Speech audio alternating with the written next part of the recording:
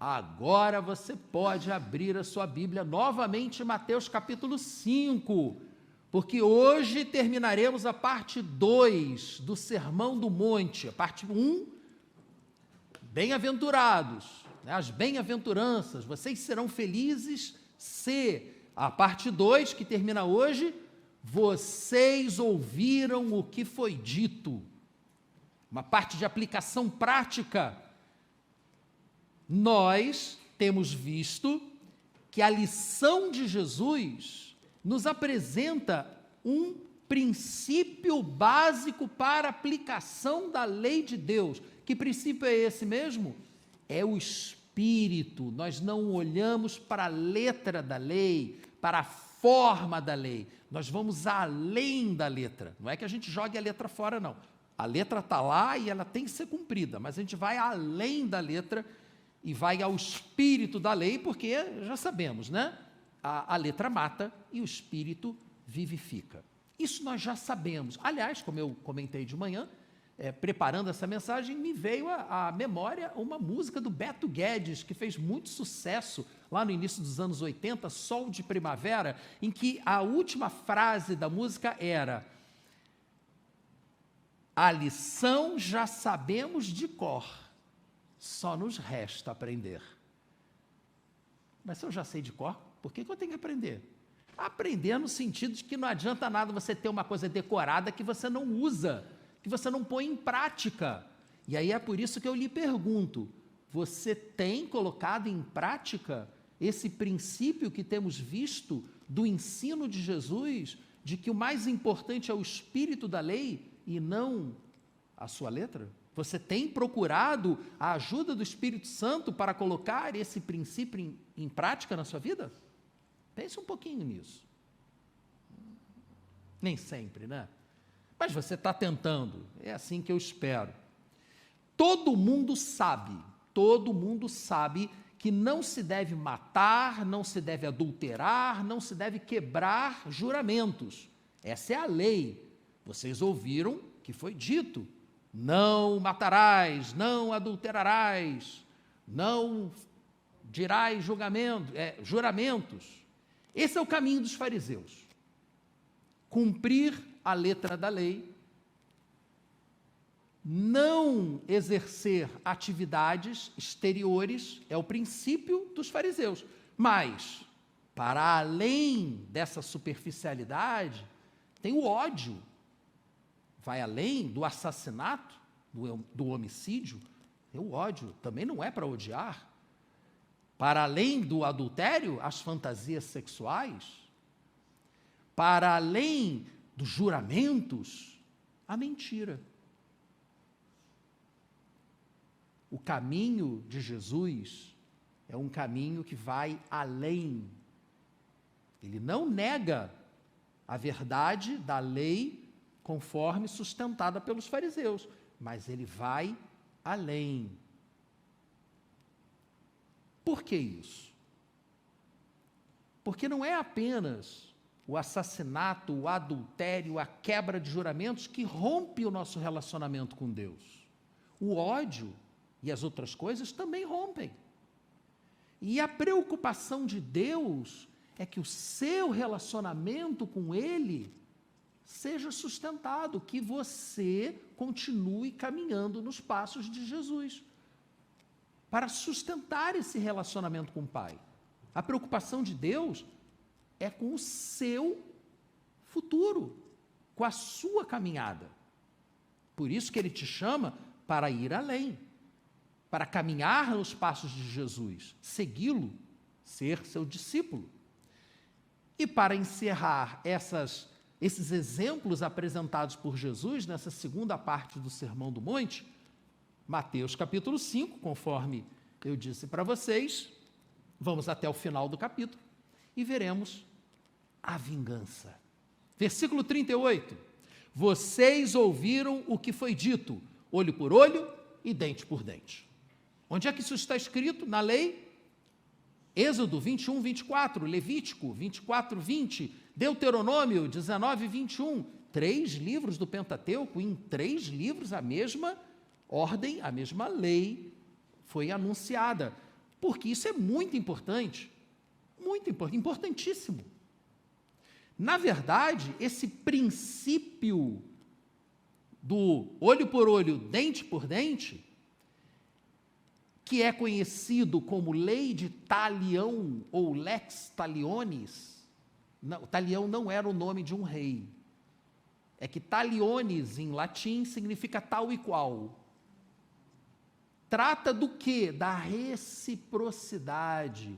Trata de uma proporcionalidade na resposta. Te agridem ferindo o seu olho, a sua resposta está limitada a ferir o olho do outro. Te agridem com palavras, você não pode responder com agressão física. Você tem que se limitar a responder com palavras. E a primeira aparição, ou pelo menos que a arqueologia nos permite ver, primeiro momento em que essa lei da proporcionalidade, a lei do limite da proporcionalidade, surge na história, é no Código de Hammurabi, esse sim, um rei. Hammurabi, um rei lá dos caldeus, e esse código foi datado, pelo menos a pedra onde ele foi encontrado, de cerca de 1750 anos antes de Cristo. Já a versão mosaica do olho por olho, dente por dente, que vimos aqui em Êxodo, Levítico, Deuteronômio, ela provavelmente, acredita-se, que seja de cerca de 1250 a 1300 anos antes de Cristo. Então vejam, nós cremos que as coisas são inspiradas por Deus. Deus inspirou os legisladores do rei Hammurabi 500 anos antes de ter inspirado Moisés, com o mesmo princípio da limitação da resposta, de uma resposta proporcional à ação. Isso é de Deus. Vejam que a ação de Deus na história, ela não está limitada ao povo de Deus. Deus já vinha agindo na história, mesmo antes dele escolher o seu povo. E essa lei da reciprocidade, da proporcionalidade da resposta, de limitar a resposta à mesma intensidade da ofensa, ela continua em vigor, ela é fundamental, ela é hiper necessária, porque se ela não houvesse, estaríamos vivendo na lei do oeste. Né? Você chega, quando a gente vê naqueles filmes de faroeste, que o cara é o facínora, né? O facínora com suas 2 pistolas, o camarada vai, passa na frente dele assim, e pisa numa poça d'água e suja a bota do facínora. O que o facínora faz? Puxa a arma e atira no outro. Sujou minha bota, vai morrer. Bom, isso é coisa de facínora. Vem a lei de Talião e diz que não pode, sujou tua bota, o máximo que você pode fazer é lá e sujar a bota do outro. É necessário? Muito mais do que isso, é fundamental. Aliás, hoje na nossa sociedade nós estamos vendo isso. As pessoas, elas estão desejando a morte de outras pessoas por não concordarem com as suas ideias. Olha a extrapolação, que loucura que a gente está vivendo. A gente tem que tomar muito cuidado com esse exagero. Está no campo das ideias? Fica no campo das ideias. Né? Nós vimos aí, por exemplo, as pessoas estão ali se manifestando pacificamente, chega um maluco e joga um carro em cima da manifestação. O negócio é esse. Totalmente desproporcional. Tem todo o direito de ir lá, juntar sua patota e fazer uma manifestação do outro lado da rua. Tranquilo, proporcional. Está dentro da lei. Agora, sair jogando o carro em cima? Não, inaceitável. Isso é absolutamente inaceitável. Por isso que essa lei é necessária e ela precisa continuar existindo. Porque o mundo não anda no Espírito de Deus. O mundo, diz a palavra de Deus, está no maligno. Então é necessário realmente que Deus imponha limites à ação dos seres humanos. Essa lei de maneira nenhuma foi cancelada por Jesus. Mas então, vem Jesus, nessa mesma prática, nessa mesma linha de argumentação, de que cumprir a lei é o caminho dos fariseus, e nos apresenta a necessidade de irmos além do cumprimento da lei. Não está negando a lei, está acrescentando algo, uma camada mais profunda. Versículo 38, como lemos, vocês ouviram o que foi dito, olho por olho, dente por dente, mas eu lhes digo, versículo 39, não resistam ao perverso, ao facínora. Se alguém o ferir na face direita, ofereça-lhe também a outra, e se alguém quiser processá-lo e tirar sua túnica, deixe que leve também a capa. Se alguém o forçar a caminhar com ele uma milha, vá com ele 2. Dê a quem lhe pede e não volte as costas àquele que deseja pedir-lhe algo emprestado. Ah, mas isso é impossível. É ou não é impossível? É impossível. Isso é impossível. Para nós, seres humanos, para esse mundo decaído, isso é absolutamente impossível. Se nós, seres humanos, queremos reagir extrapolando a ofensa, como não resistir ao perverso? Como oferecer a outra face? Como caminhar a segunda milha? Como entregar também a capa? Como dar para quem pede? Ou emprestar para quem nos pede? Como fazer isso? Impossível, sem dúvida. Mas vejam, aí que está a questão. Jesus não estava falando para o mundo.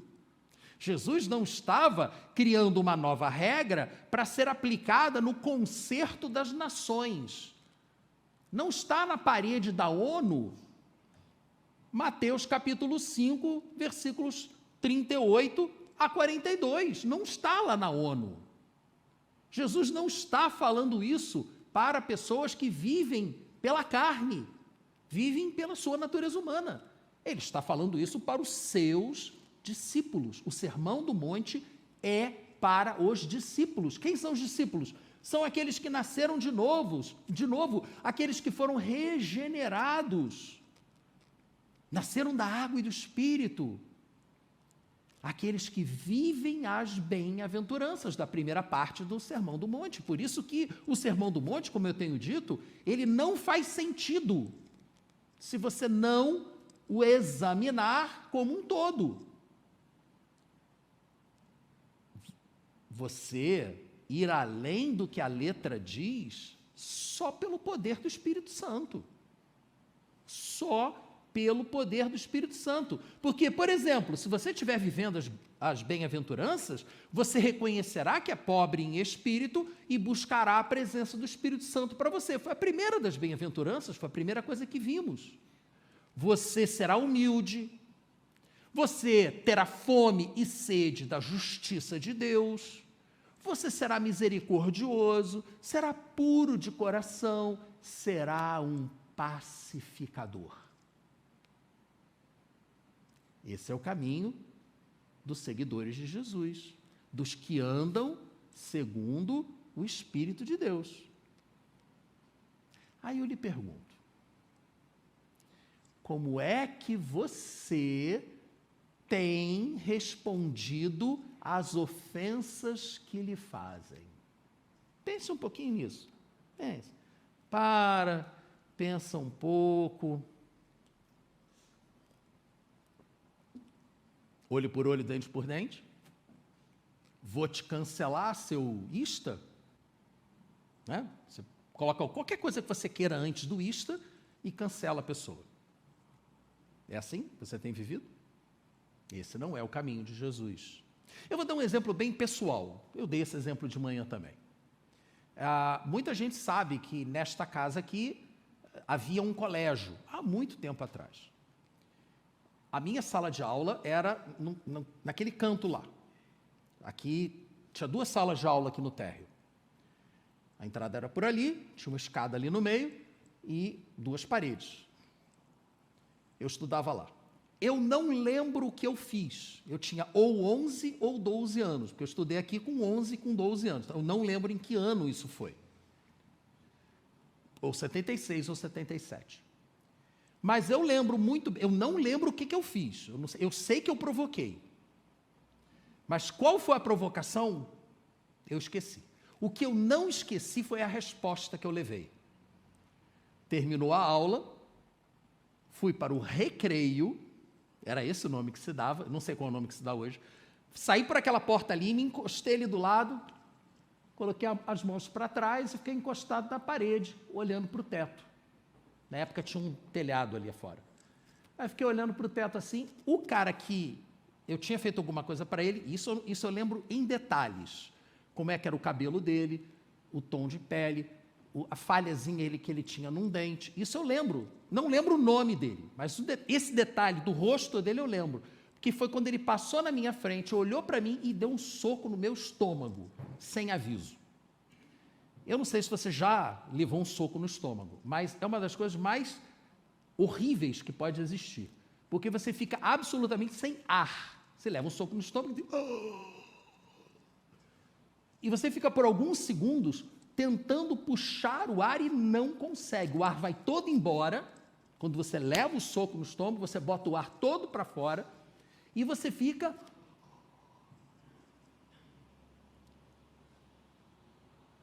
Eu não lembro o que eu fiz depois, mas eu lembro que eu fiquei sonhando com o que eu faria.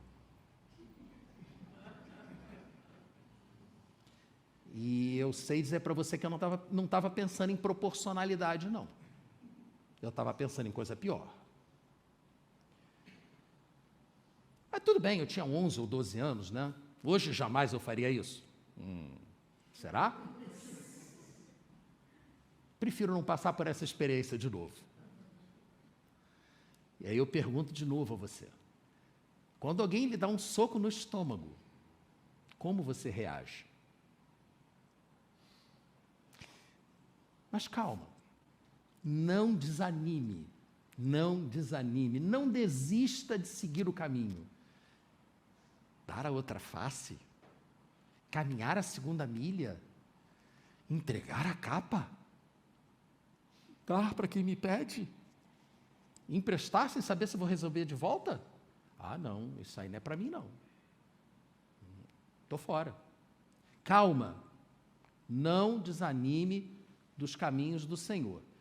Em primeiro lugar, lembre-se que nós acabamos de ver isso. Jesus, quando estava apresentando a sua posição sobre a forma como nós, seus seguidores, deveríamos cumprir a lei, ele se utilizou de uma figura de linguagem chamada hipérbole. Nós já vimos isso, nós já vimos ali no versículo 29, que Jesus disse, se teu olho direito te faz pecar, arranque-o e lance-o fora. Se tua mão direita te faz pecar, corte-a, jogue-a fora. Nós já não vimos isso? Mateus 5, 29, Mateus 5, 30, vimos. E nós já não vimos que isso não é literal? Alguém tinha alguma dúvida de que não era literal? Então, por que 2 versículos depois, 10 versículos depois, a gente fica achando que é literal? Por que não era literal ali atrás e agora passou a ser literal? Porque eu já ouvi muito pastor dizer para mim que é literal, sim. E que a gente não pode reagir de maneira nenhuma. E que tem que dar tudo o que pedirem. E que você não pode se defender. Será? Isso foi uma questão que me incomodou muito. Uma vez, uma pessoa querida chegou para mim e disse, olha, eu estou passando por uma situação muito difícil. Meu sócio está me passando para trás. E o meu sócio é meu parente. Está me enganando, está me roubando.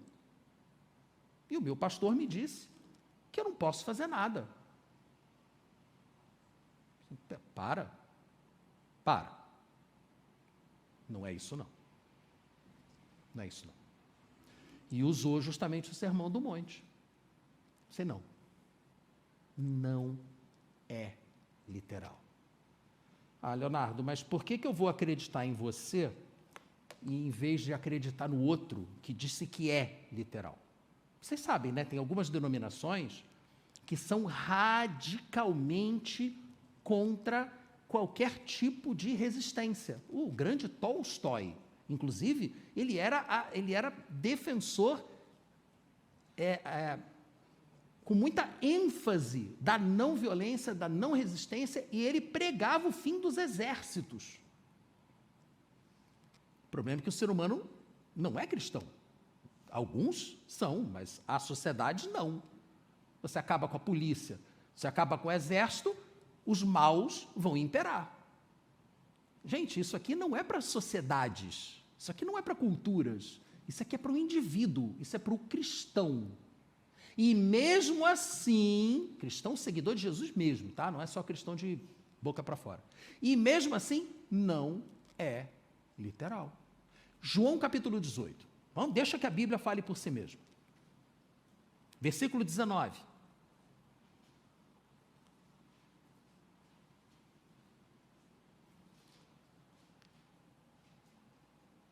O sumo sacerdote interrogava Jesus acerca dos seus discípulos e dos seus ensinamentos.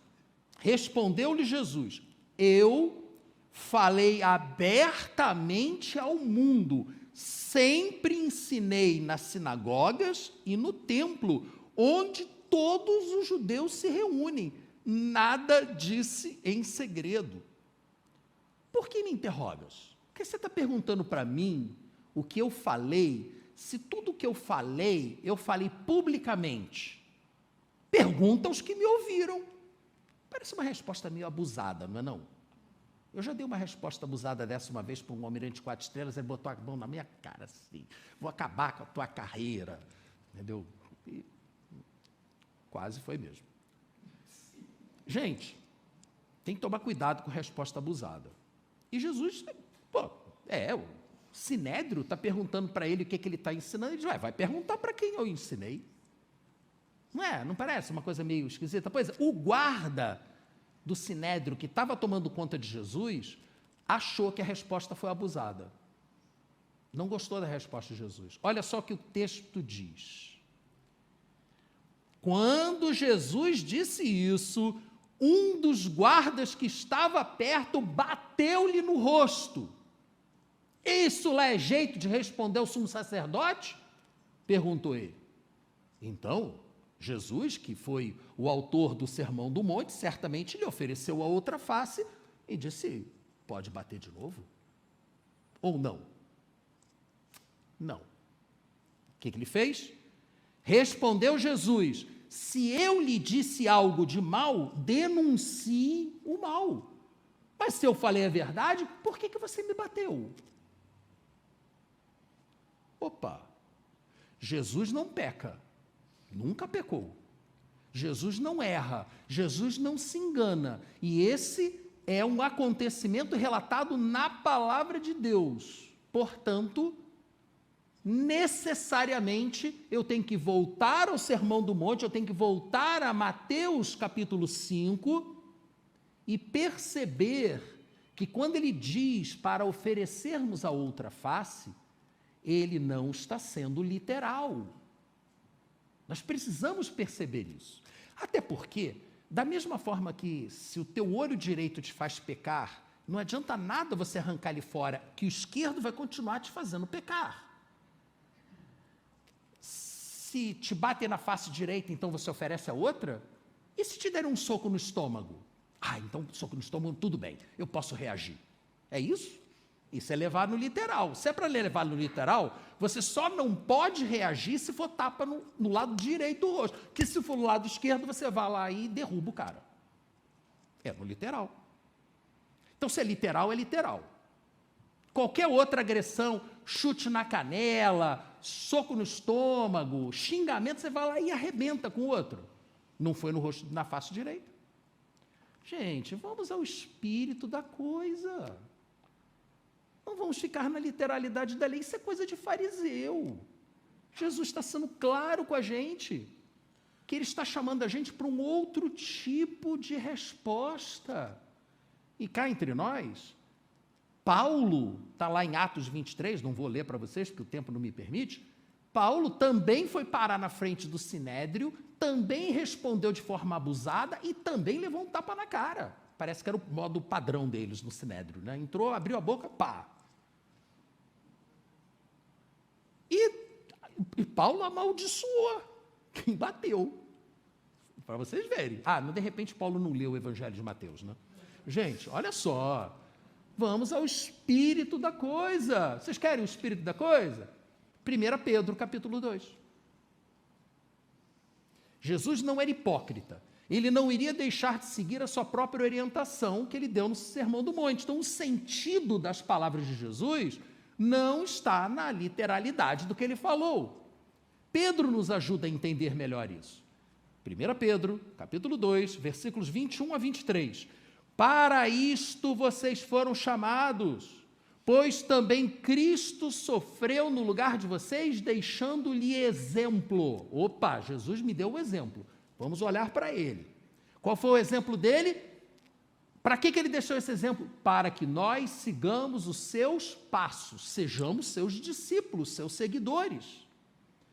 Ele não cometeu pecado algum, e nenhum engano foi encontrado em sua boca. E aí lemos no versículo 23, que eu estou projetando aqui para vocês. Quando insultado, não revidava. Quando sofria, não ameaçava, mas entregava-se àquele que julga com justiça. Jesus foi ferido na face, não revidou, ele estava solto. O texto de João 18 diz que no versículo seguinte prenderam as mãos dele. Naquele momento ele estava solto, deixaram o cara solto, deram-lhe um tapa no rosto e ele solto poderia ter revidado. Ele não revidou. Ele não ameaçou, ele se entregou nas mãos daquele que julga com justiça. Mas ele questionou. Ele questionou, porque foi um ato injusto o que foi feito com ele. Ele não simplesmente ficou calado. Ele foi e questionou quem bateu nele. Se o que eu falei está errado, não é essa a forma de lidar comigo. Né? Olho por olho, dente por dente, fala errada, não é com tapa que se resolve. Você está descumprindo a lei. Você extrapolou. Mas eu não falei errado. O que eu falei foi verdade. Então por que você está me batendo? Por que você, que está aqui para defender a lei, é o primeiro a quebrá-la? E Paulo, nós vemos isso em Atos, 2 vezes foi preso, numa delas chegou a ser açoitado, na outra, quando iria ser açoitado, chegou e falou: opa, sou cidadão romano, você não pode fazer isso comigo. Por que ele não se deixou açoitar? Numa delas ele se deixou, foi parar na prisão. Quando tentaram soltá-lo, ele disse: calma, não é assim não é na calada da noite não. Manda os magistrados virem aqui, porque eles têm que se explicar comigo, né? Porque me bateram sem o devido processo legal. Eu sou cidadão romano. E da outra vez não, ele nem se deixou bater. Dessa vez não, sou cidadão romano, você não vai poder me chicotear não. Paulo, quando necessário, argumentava.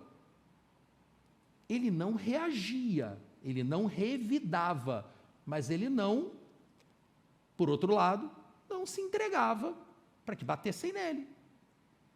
Ele se defendia com argumentos, com palavras. E é o que nós devemos fazer também.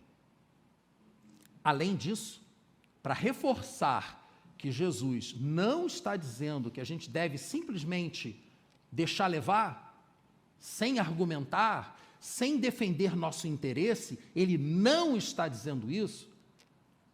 Ainda em Mateus, agora no capítulo 18, existe uma orientação de Jesus da forma como devemos tratar a ofensa de um irmão. O texto diz assim: se o teu irmão pecar contra você, vá e a sós com ele, mostra-lhe o erro. Se ele ouvir, você ganhou o seu irmão. Mas se ele não o ouvir, leve consigo um ou outro, mas 2 ou 3, de modo que qualquer acusação seja confirmada pelo depoimento de 2 ou 3 testemunhas. Teu irmão pisou na bola contigo? Pisou. Vai lá e fala com ele: cara, por que você me deu um soco no estômago? Porque tu é muito zoeira, moleque. Mereceu. Não, peraí, foi desproporcional. Ah, fiz e acabou. Pô, fulano, Beltrano, chega aqui comigo aqui. Pô, cara, aí. Cara, você pisou na bola, não, você exagerou. Ah, quero nem saber, fiz e acabou. O que diz o texto, então? Se a pessoa não deu bola para você, não deu bola para você junto com testemunhas, está nem aí, o texto continua dizendo: se ele não ouvir, se ele se recusar a ouvi-los, a você e as testemunhas, conte à igreja. No caso aqui era conte ao diretor, falar no diretor. Vai no diretor, vai com as testemunhas lá no diretor: fulano me dá um soco no estômago. Você não vai pegar uma cadeira, eu acho que eu tenho quase certeza que foi essa uma das minhas ideias. Pegar uma cadeira com um sujeito sentado, vir de costas e pá. Eu acho que foi isso, mas eu não tenho certeza. Digo em minha defesa que eu não tenho certeza. Não é isso. Fala com o cara, não deu certo, fala com as testemunhas, não deu certo, leva para a diretoria. Filhinho de papai, chama para sair no tapa lá fora. Não. Esse é o caminho do mundo, esse não é o nosso caminho. Ah, me bateu? Me espera lá fora. Era assim que a gente fazia, hoje não tem mais nada disso, né? Era ali do lado de ali, vi muita pancada aqui do lado de fora. Vi mesmo. Estou falando daqui 2 anos. No auge da minha adolescência. Quer dizer, no auge do início. Depois eu fui para a Marinha e acabou. Mas se Jesus está nos ensinando a agir assim, em relação aos nossos irmãos na igreja, está aqui a explicação, gente. Não é literal. É para você não revidar. É para você não pagar o olho com olho, dente com dente. Muito menos ir além, né? Soco com cadeirada. Não. É para você buscar a ação de Deus, inclusive na igreja. Agora, se a pessoa se recusar, está aqui o texto ainda, né?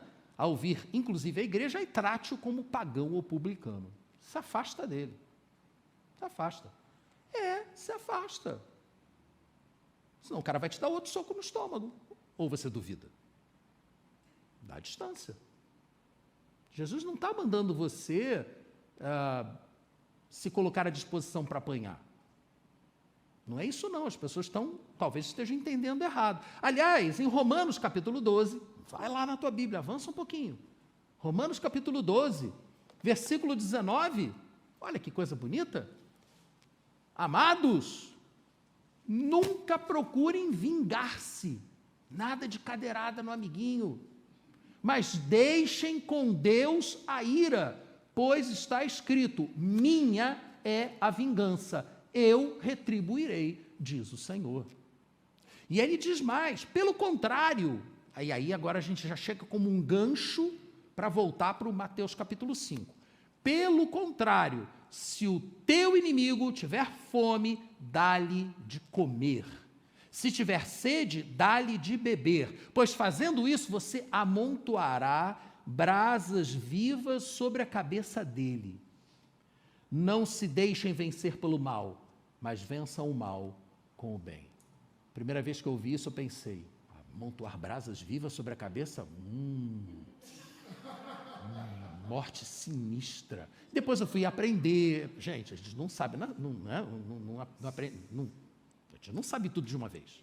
Aí eu fui saber que é um símbolo que representa a ação do Espírito Santo, a ação purificadora do Espírito Santo, né, que está lá em Isaías, capítulo 6, quando Isaías foi levado à presença do trono de Deus, ele reconheceu a sua impureza, por mais jovem que ele fosse. O que eu estou fazendo aqui? Eu sou um homem impuro, de lábios impuros, vivo no meio de um monte de gente impura.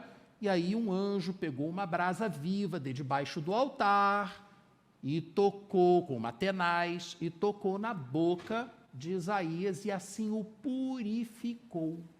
Ou seja, quando você dá de comer ao teu inimigo quando ele tem fome, dá de beber ao teu inimigo quando ele tem sede, você está abrindo uma porta espiritual para que o Espírito Santo vá até o seu inimigo e o transforme. Depende de você. Se ao invés disso você for lá e dar uma cadeirada nele, a porta está fechada. Deixa a vingança para o Senhor. E talvez assim você estará plantando uma semente de vida numa pessoa. E é exatamente como Jesus encerra essa segunda parte do Sermão do Monte. Encerra o capítulo 5, que a nossa sociedade bíblica chamou de amor aos inimigos, do versículo 43 ao 48. Vocês ouviram o que foi dito: ame o seu próximo e odeie o seu inimigo. Ame o seu próximo, odeie o seu inimigo. Isso não está na lei não, tá? Essa daqui não está na lei. Você pode procurar o que você quiser. Não tem. Mas estava sendo dito para eles odiarem os seus inimigos. E chega Jesus e diz: não, mas eu vos digo, amem os seus inimigos e orem por aqueles que os perseguem. Então, essas pessoas que estão abusando da sua autoridade, perseguindo, ore por elas. Não fique se imaginando matando-as. Ore por elas. Para que vocês venham a ser filhos do seu Pai que está nos céus, porque Ele, o seu Pai, faz raiar o sol sobre os maus e sobre os bons. Ele derrama chuva sobre os justos e sobre os injustos. Quem é você para julgar se deve ajudar ou não o seu inimigo? Ajude-o. Você não vai gostar dele. Deus não está mandando você gostar do seu inimigo. Aí é síndrome de Estocolmo. Não. Está dizendo para você dar de comer se ele tiver fome, dar de beber se ele tiver sede.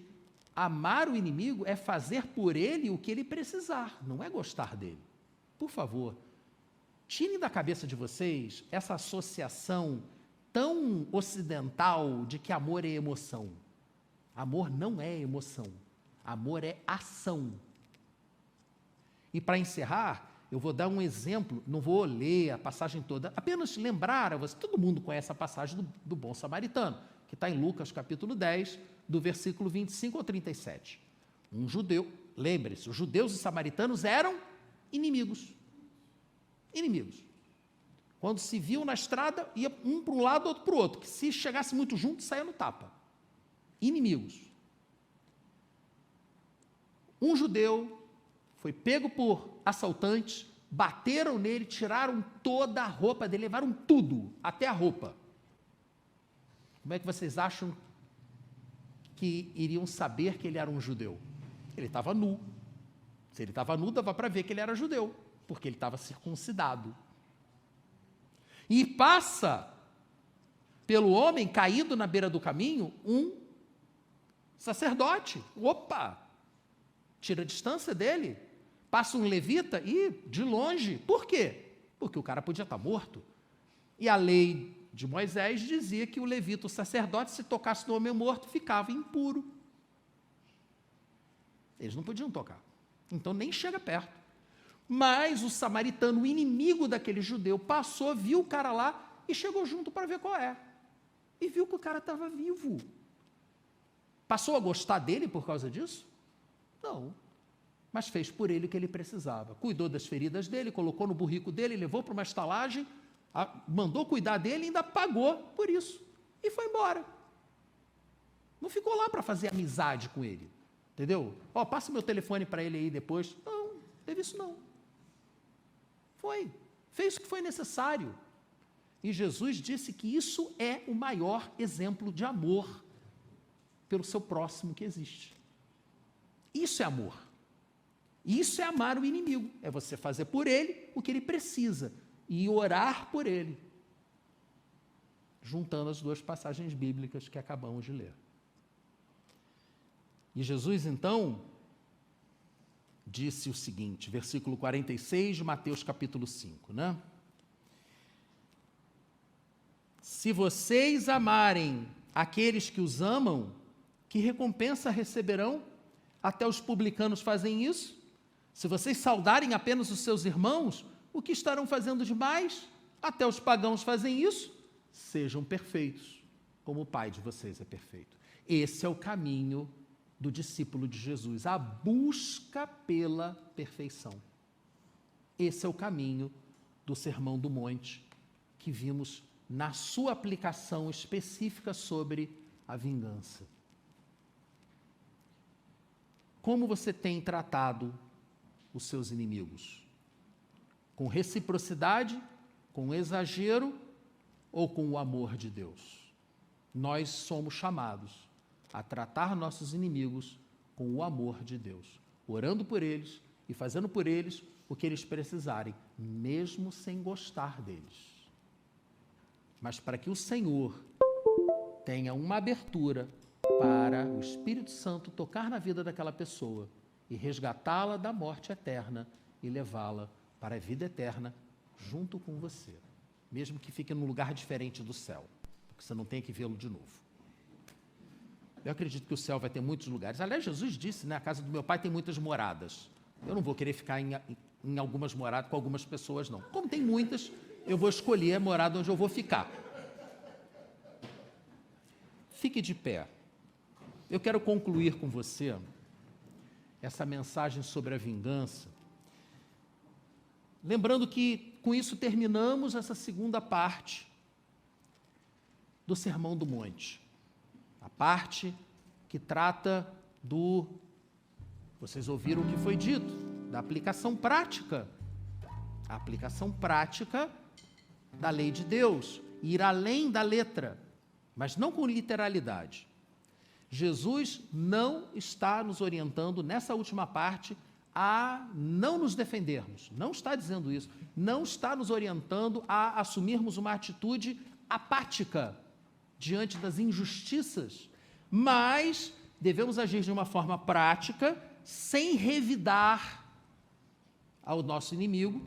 Pelo contrário, fazendo o que for necessário para que a vida dele possa ser transformada pelo Senhor. Este é o verdadeiro sentido do amor. Esse é o verdadeiro sentido de andar nos passos de Jesus. E assim amontoarás brasas vivas sobre a cabeça dele. Muito mais poderia ser dito sobre cada um dos exemplos que Jesus deu, né? Sobre a face, sobre a milha, sobre a capa, o dar e o emprestar. Mas, gente, a ideia básica é essa. Se tiver mais dúvidas, podemos conversar num outro momento.